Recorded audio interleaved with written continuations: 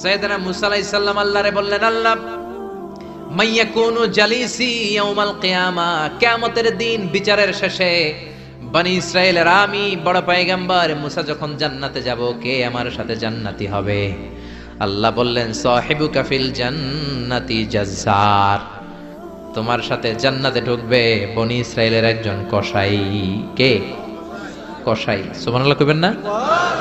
একজন কসাই যাবে। মুসা আলাইহিস সালাম বললেন, কি রে, আমি এত বড় নবী, কোন নবী যাবে না আমার সাথে, কোন ওলি যাবে না, কোন হাফেজে কোরআন যাবে না, কোন আলেম যাবে না, কসাই যাবে কেন? আল্লাহ বললেন, দেখে আসো কেন যাবে কসাই। সাইয়েদনা মুসা আলাইহিস সালাম কসাইয়ের দোকানে গেলেন, দেখলেন না কসাইয়ের স্পেশাল কোনো আমল তো দেখা যায় না, খালি গোশত কোপায়।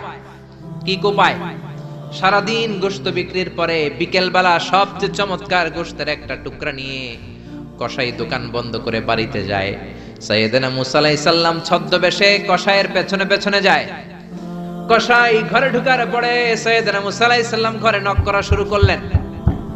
কসাই দরজা খুলে দেওয়ার পর সাইয়েদনা মুসা আলাইহিস সালাম পরিচয় গোপন করে বলে, আমি একজন মুসাফির, আজকে রাতে আপনার ঘরে থাকতে চাই। কসাই বলে, আহলান সাহলান মারহাবান তাইয়িবা, আসেন থাকেন, কোনো সমস্যা নাই, পাশের ঘরে বসেন, ওই ঘরে আমার একটু কাজ আছে। পাশের ঘরে যে মাচা থেকে একটা বৃদ্ধা মহিলাকে নামিয়ে নিজ হাতে গোসল করিয়ে গোশত কেটে রান্না করে রুটি দিয়ে মহিলাটারে খাওয়ানোর পর মহিলাটা হাতের মধ্যে আঁচলটা টেনে চোখের পানি ছেড়ে বিড়বিড় করে কি যেন দোয়া করে। সাইয়েদনা মুসা আলাইহিস সালাম শুনতে পেলেন না।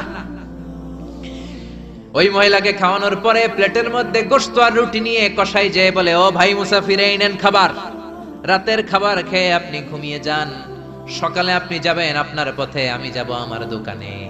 সাইয়েদনা মুসা আলাইহিস সালাম বলে, রাতের খাবার পরে খাবো, আগে বলো ওই মাচার মধ্যে বৃদ্ধা মহিলাটাকে। কসাই বলে, এই মহিলাটা ছাড়া এই পৃথিবীতে আমার কেউ নাই, আমি ছাড়া এই মহিলাটারও আর কেউ নাই। এই মহিলাটা ওই মহিলা যে আমারে 10 মাস পেটে ধরেছে। আল্লাহু আকবার। এই মহিলাটা আমার জনম দুঃখিনী মা, মা ছাড়া আমার কেউ নাই, আমিও ছাড়া আমার মায়ের কেউ নাই। প্রতিদিন আমি আমার মারে গোসল করাই, নিজ হাতে টাওয়াল দিয়ে গা মুছে দেই, তেল মালিশ করে দেই, গোশত রান্না করে রুটি দিয়ে খাওয়াই, আর আমার মা আমার জন্য দোয়া করে।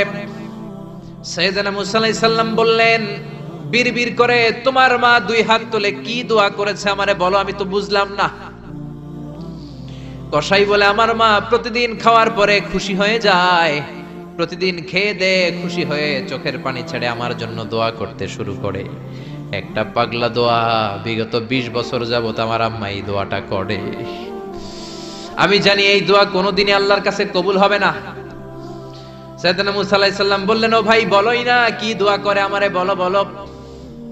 কসাই বলে, আমার মা বলে, আল্লাহুম্মা জাআল ইবনি জালিসা মুসা ইয়াউমাল কিয়ামাহ। খাওয়ানোর পরে খুশি হয়ে হাত তুলে আমার মা বলে, আল্লাহ আমি আমার ছেলের খেদমতে এত খুশি, আমার ছেলের জন্য আমি হাত তুলে দোয়া করে দিলাম। শুনেছি এই জামানার বড় পয়গম্বর, বনি ইসরাইলের সবচেয়ে বড় পয়গম্বর হলো মুসা। আমার ছেলে কিয়ামতের দিন বিচার শেষে মুসা যখন জান্নাতে যাবে, আমার ছেলেরও মুসা নবীর সাথে তুমি জান্নাতে ঢুকাইয়া দিও। মুসা নবী যখন জান্নাতি হবে, আমার ছেলেরও ঢুকায় দিবা। দোয়া করতে দেরি, কবুল হতে। মুসা আলাইহিস সালাম বললেন, ঘটনা তো এইখানে, কানেকশনটা তো এই জায়গায়। এই কসাই তো এমনি এমনি আমার সাথী হবে না, এটা মায়ের দোয়ার বরকত। চিল্লা এখন ঠিক কিনা? এই জন্য প্রিয় ভাইয়েরা, মায়ের দোয়া ছাড়া, বাবার দোয়া ছাড়া পৃথিবীর কেউ আল্লাহর ওলি হতে পারে না, পৃথিবীর কেউ ভালো মানুষ হতে পারে না, সফল হতে পারে না, ক্যারিয়ার সুন্দর করতে পারে না, নেতা হতে পারে না, ব্যবসায়ী হতে পারে না। জীবনে যারাই সফল, তাদের সফলতার পেছনে মা বাবার দোয়া ছাড়া নাই। বিশ্বনবী মা বাবার আদর পান নাই, জন্মের আগে বাবারে হারালেন, 6 বছর বয়সে মারে হারালেন। মা বাবা ছাড়া